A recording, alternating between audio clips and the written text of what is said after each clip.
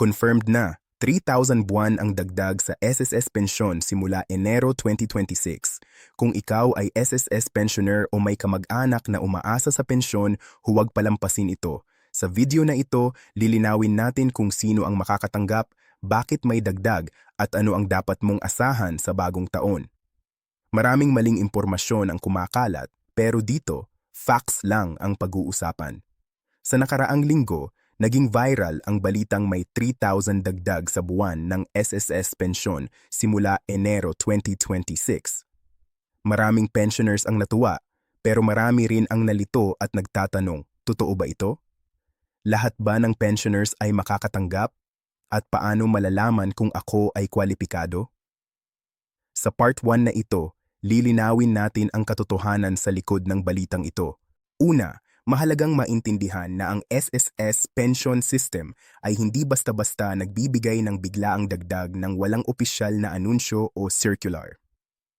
Ang 3,000 na nabanggit sa social media ay kadalasang nagmula sa mga panukala, rekomendasyon o maling interpretasyon ng mga report tungkol sa pension adjustments at inflation. Ngayon, ano ang confirmed? May malinaw na usapan tungkol sa pension increase dahil sa patuloy na pagtaas ng presyo ng bilihin at pangangailangan ng mga retirees.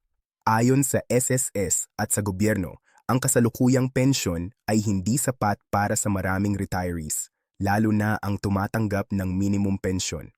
Subalit, ang 3,000 across-the-board increase, ibig sabihin lahat ng pensioners ay automatic na makakatanggap, ay hindi pa opisyal na ipinapatupad bilang batas. Walang pinal na anunsyo na nagsasabing lahat ng SSS pensioners ay makakatanggap ng dagdag na ito simula Enero 2026 nang walang kondisyon.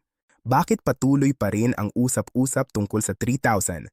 Dahil may ilang proposal na nagmumungkahi ng targeted pension increase para sa low-income pensioners, staggered increase depende sa contribution at taon ng pagre-retiro.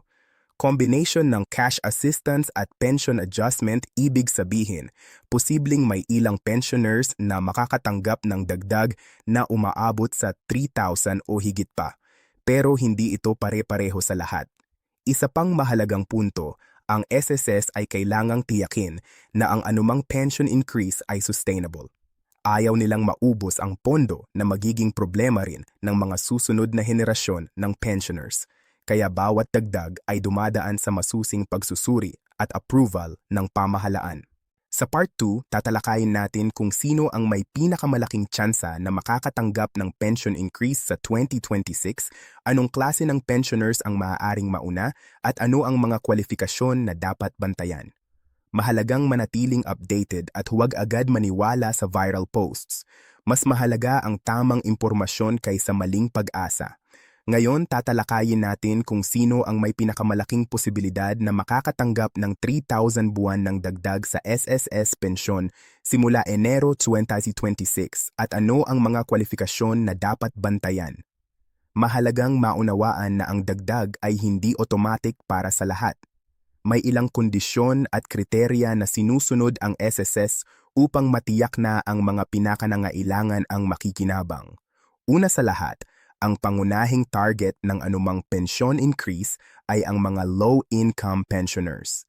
Ito ay nangangahulugang ang mga retirees hindi sapat ang kita ay may dagdag na suporta upang matugunan ang tumataas na gastusin sa araw-araw. Pangalawa, ang haba ng kontribusyon sa SSS ay isa ring mahalagang faktor. Karaniwang mas mataas ang porsyento ng dagdag para sa mga pensioners na may mas mahabang taon ng kontribusyon at walang naantalang bayad. Ito ay dahil sa prinsipyo ng reward for consistent contribution at para mapanatili ang sustainability ng pension fund, ang mga bagong pensioners o yung may kulang na kontribusyon ay maaaring makatanggap ng mas maliit na dagdag o staggered na release. Pangatlo, ang uri ng pensyon ay nakakaapekto rin. Ang mga pensioners na may regular retirement pension ay mas mataas ang tsansa kaysa sa mga survivor's pension o disability pension kahit na may adjustments din para sa iba. Gayunpaman, bawat increase ay sinisikap na maging patas at ayon sa financial capacity ng SSS. Isa pang faktor ay ang edad at taon ng pagre-retiro. Mas priority ang mga matagal ng retired at higit na nasa senior citizen category dahil sila ang pinakanangangailangan ng dagdag na tulong para sa kanilang pang-araw-araw na gastos. Halimbawa, pensioners na lampas sa 65 o 70 taong gulang ay maaaring mauna sa implementasyon ng increase. Paano malalaman ng isang pensioner kung kwalipikado siya? Simple. Ang SSS ay magpapadala ng official advisory or update sa kanilang mga miyembro bago simulan ang pension increase. Maaaring tingnan ang eligibility sa SSS portal at importante rin i-update ang contact information upang hindi ma-miss ang notifications. Huwag magtiwala agad sa mga viral posts o social media claims. Ang opisyal na impormasyon lamang mula sa SSS ang tinitingnan bilang batayan. Bukod dito, may posibilidad din ng phased implementation. Ibig sabihin, maaaring hindi sabay-sabay lahat ang makakatanggap, kundi unti-unti base sa prioritization criteria tulad ng nabanggit low income, consistent contributor, senior age at uri ng pensyon. Sa kabuuan, habang marami ang excited sa 3,000 pension increase, ang pinakamahalaga ay malinaw ang facts. Hindi ito automatic sa lahat ng pensioners. May criteria at prioritization. Magiging official lamang kapag may circular o announcement mula sa SSS, phase implementation ang posibleng mangyari. Ang susi para sa bawat pensioner ay manatiling updated, alamin ang sariling eligibility at huwag padala sa maling impormasyon. Sa ganitong paraan, makakapaghanda ka ng maayos sa simula ng 2026 at masisiguro mong makikinabang sa bagong pension adjustments. Sa susunod na updates, ipapaliwanag rin kung paano matrack ang status ng pension increase at ano ang dapat gawin kung may problema sa eligibility or release. Tandaan, impormasyon at kaalaman ang pinakamahalagang armas ng bawat pensioner. Sa wakas, dumating tayo sa huling bahagi ng ating diskusyon tungkol sa 3,000 buwanang dagdag sa SSS pensyon simula Enero 2026. Sa Part 1 at Part 2, tinalakay natin ang katotohanan sa likod ng balita, ang mga official facts at sino ang may pinakamalaking tsansang makakatanggap.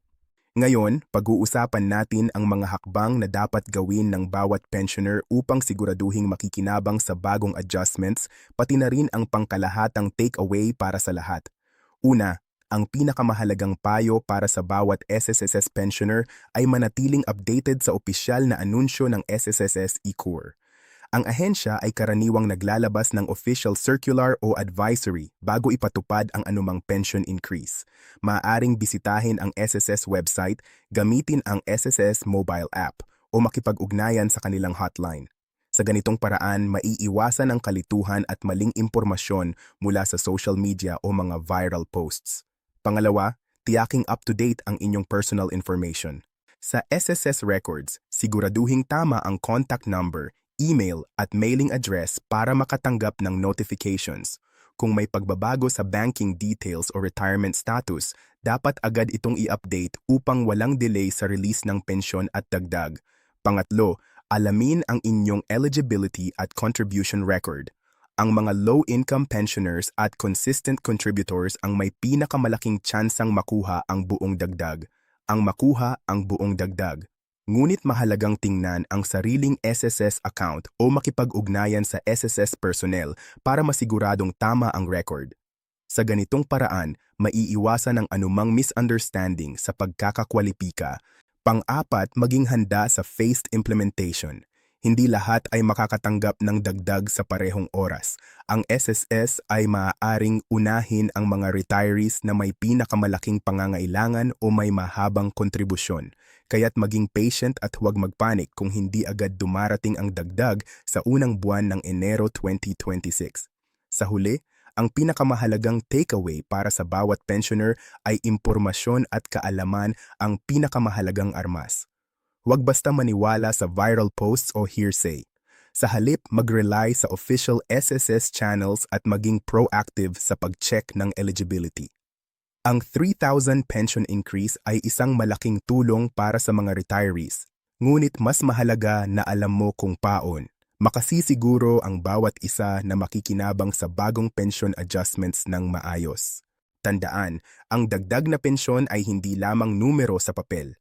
Ito ay dagdag na seguridad at ginhawa sa pang-araw-araw na pamumuhay ng bawat retiree. Kaya, manatiling alerto, informed at handa sa lahat ng updates.